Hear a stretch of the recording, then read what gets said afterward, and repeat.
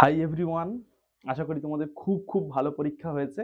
অনেক স্টুডেন্ট আমাকে মেসেজ করেছে, সরাসরি কল করছে এবং জানাচ্ছে যে স্যার আমাদের পরীক্ষা খুব ভালো হয়েছে। সেই জন্য আমি অনেক অনেক খুশি হয়েছি। অসংখ্য ধন্যবাদ সবাইকে, থ্যাংক ইউ সো মাচ তোমরা এত সুন্দর পরীক্ষা দেওয়ার জন্য।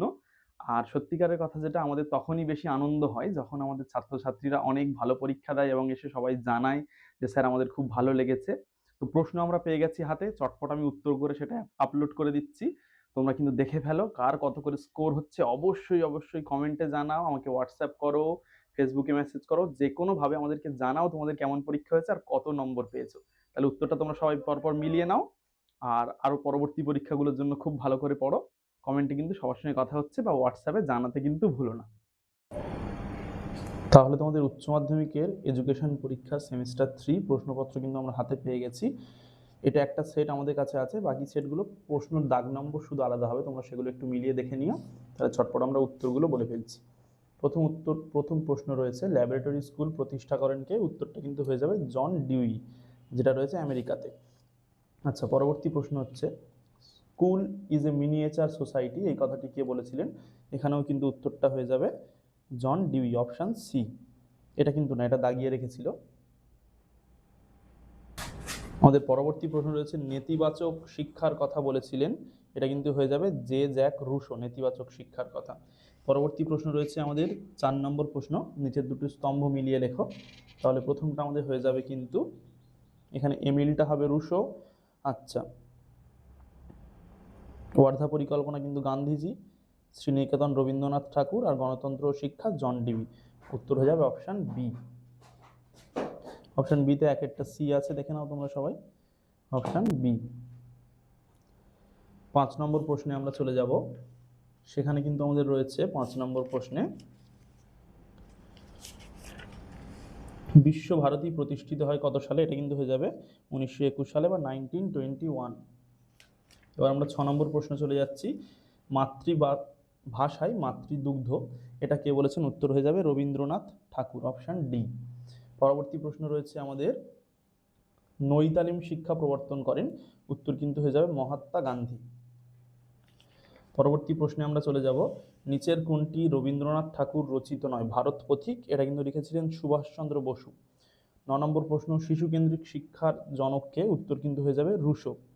আচ্ছা, পরবর্তী প্রশ্নে আমরা চলে যাব। 10 নম্বর প্রশ্ন, education is the manifestation of perfection already in man, এই উক্তিটি কিন্তু বিবেকানন্দের উক্তি, অপশন সি। পরবর্তী প্রশ্ন 11 নম্বর প্রশ্নে আমরা চলে যাব, 2020 সালের জাতীয় শিক্ষানীতি অনুসারে সংশোধিত কাঠামো কোনটি? উত্তর কিন্তু হয়ে যাবে 5+3+3+4, অর্থাৎ অপশন বি। পরবর্তী প্রশ্ন আমাদের রয়েছে 12 নম্বর প্রশ্ন, ডায়েট প্রতিষ্ঠার সুপারিশ করা হয়েছিল 1986 সালের জাতীয় শিক্ষানীতিতে। পরবর্তী প্রশ্ন 13 নম্বর প্রশ্ন, সমাজের মধ্যে ভিন্ন ভিন্ন অর্থনৈতিক ব্যক্তিদের মধ্যে সমবন্টনের নীতিকে কিন্তু বলা হয় উল্লম্ব সাম্যাবস্থা। পরবর্তী প্রশ্ন রয়েছে, স্তম্ভ মেলানোর কথা বলা হয়েছে। 14 নম্বর প্রশ্নে যে স্তম্ভ মেলাও, সেখানে কিন্তু উত্তর হয়ে যাবে অপশন সি। আচ্ছা, পরবর্তী আমাদের প্রশ্ন রয়েছে 15 নম্বর প্রশ্ন, সেটা আমরা দেখে নেব। 15 নম্বর প্রশ্ন রয়েছে, ইডব্লিউএস শ্রেণীর অন্তর্ভুক্ত হওয়ার জন্য একটি শর্ত হলো পারিবারিক আয়, যেটা রয়েছে অপশন বিতে 8 লক্ষ।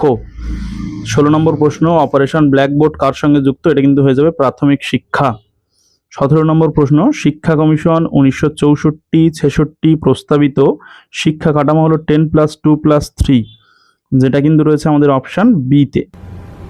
পরবর্তী আমাদের প্রশ্ন 18 নম্বর প্রশ্ন, ত্রিভাষা সূত্রের কথা প্রথম কোন কমিশনে উল্লেখ করা হয়েছিল? হয়ে যাবে কোঠারি কমিশন, অপশন ডি। পরবর্তী প্রশ্ন, কোন কমিশন বহুমুখী বিদ্যালয় প্রতিষ্ঠার কথা বলেছে? উত্তর হয়ে যাবে কিন্তু মুদালিয়ার কমিশন, অপশন বি। স্বাধীন ভারতের প্রথম কমিশন, 20 নম্বর প্রশ্ন হয়ে যাবে রাধাকৃষ্ণন কমিশন। পরবর্তী প্রশ্ন 21 নম্বর প্রশ্ন, ইউডব্লিউর সম্পূর্ণ নাম ইউনিভার্সালাইজেশন অফ এলিমেন্টারি এডুকেশন, যেটা রয়েছে অপশন বিতে। পরবর্তী আমাদের প্রশ্ন 22 নম্বর প্রশ্ন, ডেলর্স কমিশন কিন্তু গঠন করেছিল ইউনেস্কো, যেটা রয়েছে অপশন এ তে। তারপরের প্রশ্ন 23 নম্বর প্রশ্ন, যেটা নিচের কোনটি ডেলর্স কমিশনের 4টি স্তম্ভের অন্তর্ভুক্ত নয়? উত্তর হয়ে যাবে অপশন ডি, সুস্বাস্থ্যের জন্য শিক্ষা। পরবর্তী প্রশ্ন 24 নম্বর প্রশ্ন, কোন আন্তর্জাতিক সম্মেলনে এডুকেশন ফর অল কর্মসূচি গৃহীত হয়েছিল? এটা কিন্তু হয়ে যাবে প্যারিস, ফ্রান্স। পরবর্তী প্রশ্ন আমাদের রয়েছে, ডেলার্স কমিশনের প্রতিবেদনের নাম কি? শিখন একটি অন্তর্নিহিত সম্পদ, লার্নিং দ্য ট্রেজার উইথিন। 26 নম্বর প্রশ্ন, CWSN এর পুরো কথা কি? এটা কিন্তু উত্তর হয়ে যাবে option B, children with special needs. পরবর্তী প্রশ্ন রয়েছে 27 নম্বর প্রশ্ন, লেখার ক্ষেত্রে স্টাইলাসের সাহায্য নেয় কিন্তু দৃষ্টিহীন শিশুরা। পরবর্তী প্রশ্ন আমাদের রয়েছে 28 নম্বর প্রশ্ন, সম্পূর্ণ বধির শিশুরা কত ডেসিবেলের বেশি শব্দ শুনতে পারে না। পরবর্তী 29 নম্বর প্রশ্ন, শিখন অক্ষমতা শব্দটির জনক হলেন স্যামুয়েল কার্ক। পরবর্তী প্রশ্ন 30 নম্বর প্রশ্ন, ভারতে প্রথম মূক ও বধিরদের শিক্ষাদানের জন্য বিদ্যালয় চালু করা হয় কিন্তু বোম্বাইতে। 31 নম্বর প্রশ্ন, আরটি অ্যাক্ট কবে কার্যকরী হয়? এটা কিন্তু উত্তর হয়ে যাবে 2009 সালে। তাহলে এটা অপশন ডি, 2009 সালে। 32 নম্বর প্রশ্ন রয়েছে, ইতিবাচক মনোবিজ্ঞানের জনক কে ছিলেন? মার্টিন সেলিগম্যান। পরবর্তী প্রশ্ন রয়েছে, সেলিগম্যানের PERMA মডেলটি এ কথার অর্থ কি? উত্তর হয়ে যাবে কিন্তু অ্যাকমপ্লিশমেন্ট। 34 নম্বর প্রশ্ন, কোনটি ইতিবাচক ব্যক্তির বৈশিষ্ট্য? উত্তর কিন্তু হয়ে যাবে আশা।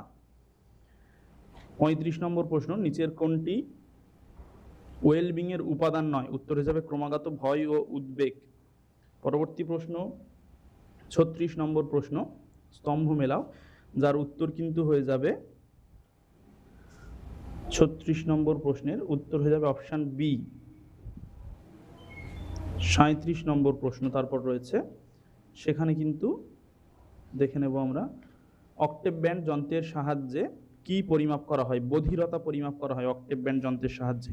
38 নম্বর প্রশ্ন, নিচের কোন বিষয়টি দৃষ্টিহীন শিক্ষার ক্ষেত্রে প্রয়োজনীয় নয়? উত্তর হয়ে যাবে ছোট অক্ষরের বই, অপশন ডি তে রয়েছে। 39 নম্বর প্রশ্ন, যেখানে নিম্নলিখিত কোন বিষয়টি অন্তর্ভুক্তিমূলক শিক্ষার মূল নীতির মধ্যে পড়ে না? এটা কিন্তু হয়ে যাবে অপশন সি। 40 নম্বর প্রশ্ন, নিচের কোনটি অটিজমের বৈশিষ্ট্য নয়? এটা কিন্তু হয়ে যাবে আত্মনিয়ন্ত্রণে অসুবিধা, অর্থাৎ অপশন ডি। তাহলে তোমাদের 40টা প্রশ্ন আমরা আলোচনা করে ফেললাম। তোমাদের কার কার কত স্কোর হচ্ছে অবশ্যই আমাদের কমেন্টে জানাতে ভুলবে না। তাছাড়া আমাদের হোয়াটসঅ্যাপ করো, ফেসবুক, ইনস্টাগ্রাম, যেখানে খুশি মেসেজ করে আমাদেরকে জানাও তোমাদের কত উত্তর হয়েছে। সবাইকে ধন্যবাদ, ভালো থেকো।